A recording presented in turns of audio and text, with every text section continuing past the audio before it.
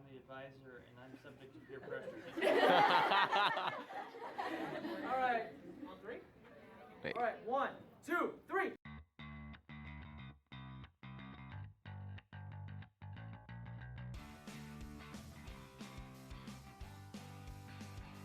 Most of the people in my grade I know and I talk to all the time.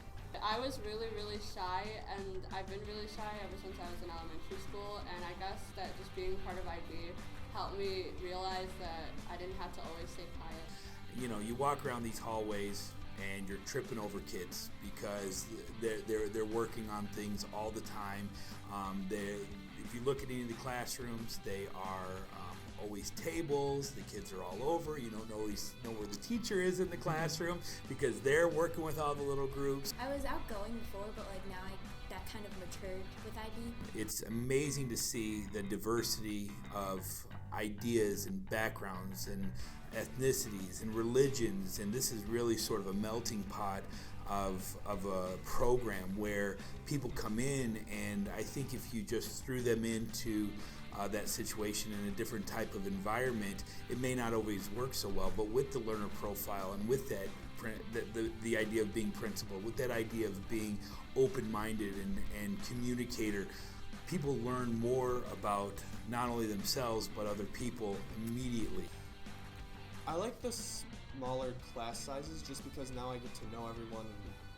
Even if not everyone's like my best friend, we still all have like a connection, more of a personal relationship with each other. All the students kind of rally around to help each other out, and they know that we all have to do it, so we all want to help each other out.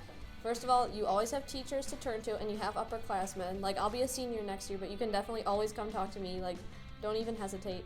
And a lot of us are all here. We want to help you out. We've all gone through what you're going through, and we want to be there for you. And the teachers are amazing to go to. There's a lot of different opportunities to talk to upperclassmen and everyone in your class. I think here is really where you get to meet people that you normally wouldn't talk to at your home schools, which is really nice. And when we have Olympics and all those good stuff and fundraisers and your guys' cast projects, it's great. It's really nice working with kids who want to learn and who are nice to each other and have positive attitudes, which makes coming to work easy and not a chore. A lot of what we do at our school is genuinely started by the students. We all try to push each other up and help each other when we're in problems. I didn't really expect them to be this nice, and they are, and you can just have a normal conversation with them too. Teachers are going to be very unique at the school, to say the least. Every single class, a teacher always initiates some sort of discussion between the class, and I think that's really helped me out. So it's the element of discussion between teachers and students, and between students and students, that they really helped us develop. The teachers, how they're so open and you're friends with the teachers. The teachers here are outstanding. I've never worked with such a professional group of teachers who put so much time into something.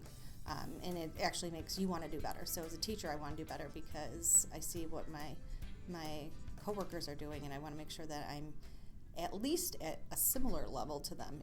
And I think the encouragement that comes from the teachers is really what promotes you to do better and keep trying.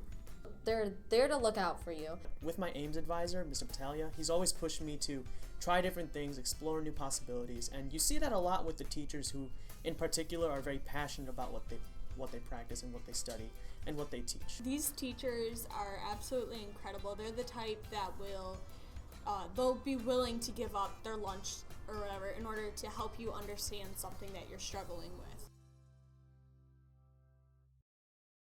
So the pre-IB years are definitely different from the diploma years, but at the same time, you need to have those 2 years to actually make it through the diploma years. You stay open and you stay positive about what you're learning here, but at the same time, you also know how to take care of yourself and how you positively affect yourself outside of the school. Coming into IB, it can be a very daunting experience, trying out this new curriculum, then trying out a new environment and schedule. However, going through those diploma years helped me really set up a good work ethic and a good optimistic approach towards what I'm learning and what's being taught to me. So in a way, the whole process is kind of designed where you can become an independent learner, and that's kind of what IB wants you to do too. So you're not always relying on someone teaching you, but you can actually use the resources that they have provided you with to teach yourself. The pre-IB years really helped me learn the atmosphere of IB and learn that when I'm struggling with something or I need help, I can go to my teachers. We don't assign as much reading, for example, as a university class will, but it's certainly a little bit more than they'd see in a regular class, even an AP class.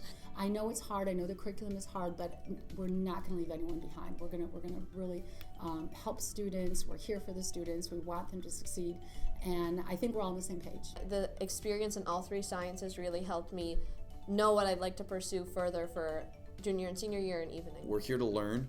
We're not here to give grades. We're not here to make sure that everybody's practiced and ready for a test, even though the assessments are something that we're constantly working towards.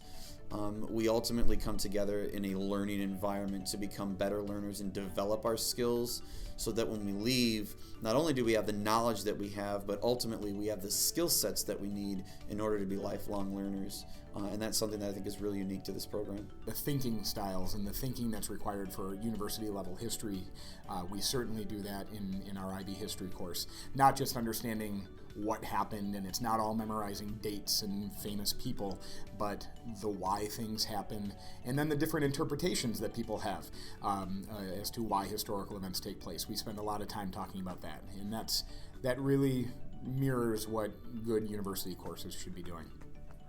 This curriculum is rigorous. It's very rigorous. It's comparable to college curriculum. We work with trying to get the kids, accustomed to problem solving, analyzing graphs, how to explain their work, talk to each other. A lot of scientists, unfortunately, lack that skill at times. So, write out their answers. So it's kind of just getting them ready to be able to express themselves in lots of different ways. We try and form students who are very internationally minded, global citizens of the world. I mean, I think that's what everyone should be, but I think we work extra hard at doing that. At UAIS, there are a variety of clubs for you to join, but can our students name them all? Oh, sweet. Okay.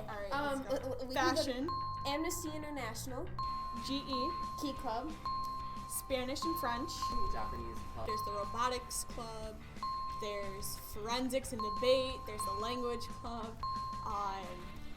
what else is there? There's SVC, SAV, a student senate, French Study Club, there's the Spanish study club, Coding is I think there's a ski club. It's medical club, HOSA, video game club. That one's a fun one. National Honor Society, National Art Honor Society, National French Honor Society. And I know that there's more, but I am very forgetful. There's more, because they added more. I saw the list. I don't want to answer this question. There's a lot. I am on the Student Advisory Board. I'm in Student Senate. I just got the historian position. I'm also in Student Senate. I'm in Student Voice Committee. I also am one of the members of SVC. I am a Student Senate president. I'm the president of Key Club. We deal with like the tradition and posterity aspects of the school, and we don't do just Olympics, which you'll find out about here, and it's really crazy, but in a good way. And we handle other events like freshman orientation, so you'll probably already see us there. Like Student Senate, we organize like all of like the things we do, like homecoming and the lock-in and that kind of stuff. So if you like organizing things and making things for our school, you should join. Student Voice Committee also helps kind of bring the voices of all the students into one. And I know we've worked on some other AIMS meetings, and we've also worked on homework logs, trying to let the teachers know how much homework kids have had.